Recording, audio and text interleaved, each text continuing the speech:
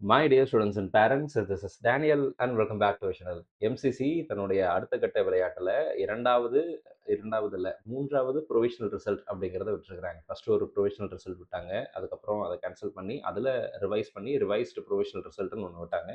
அதுக்கப்புறம் எந்த விதமான சத்தமும் இல்லாமல் நிசப்தமாக அமைதியாக 2-3 நாட்கள் இருந்தாங்க. அப்புறம் இன்னைக்கு காலையில் 11:30 மணிக்கு ஒரு நோட்டிஃபிகேஷன் கொடுத்துருக்குறாங்க. Revised result notification revised provisional result 2 அப்படின்னு ஒரு விஷயத்தை கொடுத்துருக்குறாங்க. டேட்டா 24/8/2026 அப்படின்னு போட்டிருக்கிறாங்க. இதில் ஹைலைட்டான விஷயம் அப்படிங்கிறது என்னென்னா, இந்த நோட்டிஃபிகேஷன் வந்தது வந்து 11:30 மணி.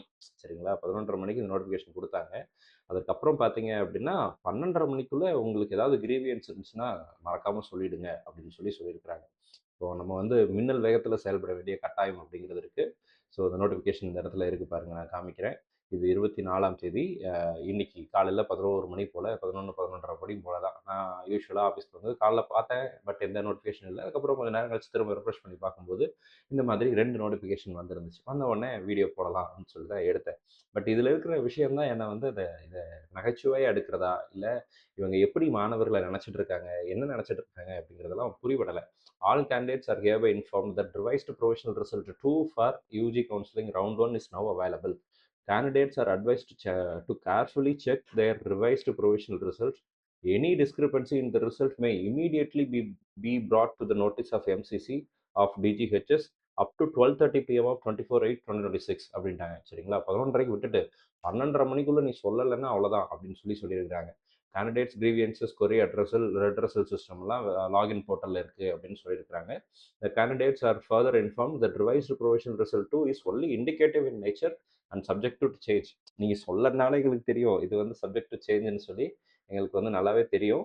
ஏன்னா நீங்கள் வந்து ஒரு இறுதியான முடிவை நீங்கள் எடுக்க மாட்டீங்க அப்படிங்கிறது வந்து பெற்றோர்களுக்கு நல்லாவே இந்நேரம் புரிஞ்சு வச்சுருந்துருப்பாங்க. நான் இந்த கவுன்சிலிங் ப்ராசஸில் ஒரு 5-6 வருஷமாக இருக்கிறதுனால இவங்க என்னென்ன பண்ணுவாங்க அப்படிங்கிறதெல்லாம் நம்ம தொடர்ந்து பார்த்துட்டு இருப்போம். எனக்கு இது புதுசாக தெரியல. போன வருஷம் இதே தான் நடந்துச்சுங்க. ஸோ லாஸ்ட் இயர்லேருந்து ரிப்பீட்டர்ஸ்ட்டை கேட்டு பாருங்க. அவங்களுக்கு வந்து they might have already experience this even இந்த லாஸ்ட் இயர் இதே மாதிரி 2 தடவை கேன்சல் பண்ணாங்க ரிசல்ட்டை. இந்த தடவை ஒரு படி முன்னாடி போயிருக்காங்க. எம்சிசி மட்டும் விளையாண்டுருந்தாங்க போன வருஷம். இந்த தடவை என்டிஏனுடைய விளையாட்டு கொஞ்சம் அதிகமாயிருக்கு. என்டிஏ வந்து எக்ஸாமையே கேன்சல் பண்ணி திரும்ப ஒரு தடவை ரீநீட்டே வச்சிருக்கிறாங்க. ஸோ ஆனால் இந்த வருஷம் பேட்ச் பசங்களை ஏன் இவ்வளோ கஷ்டப்படுத்துறாங்கிறது தான் புரியாத புதிராகவே இருந்துட்டு இருக்கு. ஸோ இது வந்து only indicative in nature and subject to change அப்படின்ட்டாங்க. ஸோ இதுக்கப்புறம் ஃபைனல் ரிசல்ட் எப்போ வருங்கிறத பற்றியெல்லாம் அவங்க சொல்லலை. சரிங்களா? போன நோட்டிஃபிகேஷனையும் அதை பற்றி சொல்லலை. இந்த நோட்டிஃபிகேஷன்லேயும் அதை பற்றி சொல்லலை. சரி, ஓகே, ரிசல்ட் வந்திருக்கா சார் அப்படின்னு கேட்டிங்கன்னா, எஸ், ரிசல்ட்டும் கொடுத்துருக்குறாங்க. ஒரு 1200 பக்கம்.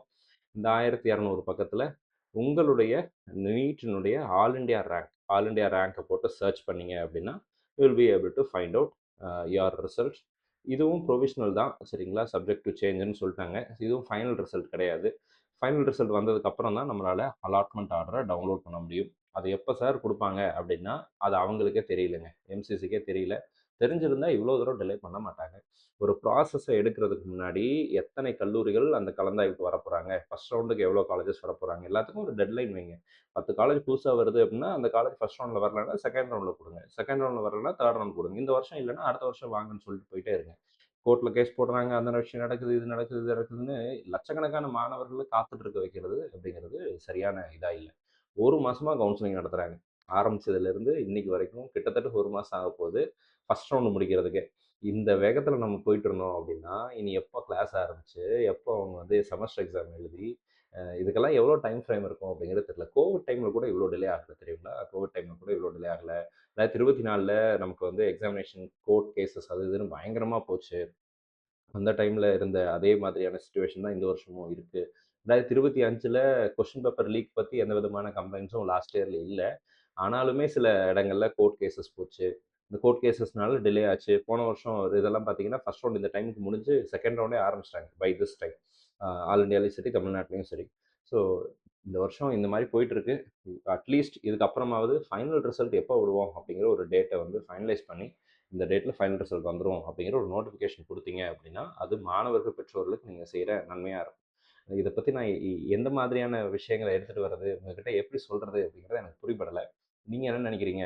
எம்சிசியினுடைய இந்த அசால்ட்டான ஒரு போக்கை ரொம்ப எப்படி இது வந்து எம்சிசி வந்து தங்களுடைய சூழ்நிலையை வந்து மாணவர்களுடைய வலிகளை, வேதனைகளை, அவங்களுடைய எதிர்பார்ப்புகளை தொடர்ந்து வந்து டிலே பண்ணிட்டே இருக்கிறதுனால, அத வந்து சரியான முறையில கையாளவில்ல அப்படிங்கிறது தான் என்னுடைய கருத்தா இருக்கு. நீங்க என்ன நினைக்கிறீங்கங்கிறத கமெண்ட்ல போடுங்க. நெக்ஸ்ட் வீடியோல மேபி அதுதான் ஃபைனல் ரிசல்ட் வர்ற வீடியோவா இருக்கணும்னு சொல்லி நான் ஆசைப்படுறேன். பட் லெட்ஸ் சி எப்படி கொண்டு போறாங்க அப்படின்னு சொல்லி நம்ம பொறுத்திருந்து பார்க்கலாம். இந்த வீடியோ உங்களுக்கு பிடிச்சிருக்கும்னு நினைக்கிறேன். பிடிச்சிருந்துச்சு அப்படின்னா மறக்காம வீடியோ லைக் பண்ணிடுங்க. அண்ட் மறக்காம 12:30 மணி ஆகுறதுக்கு முன்னாடி நான் வீடியோ எடுத்துட்டேன். 12:05 தான் ஆகுது வீடியோ எடுக்கும்போது. இன்னும் ஒரு 5 நிமிஷத்துல பப்ளிஷ் பண்ணிருவேன்.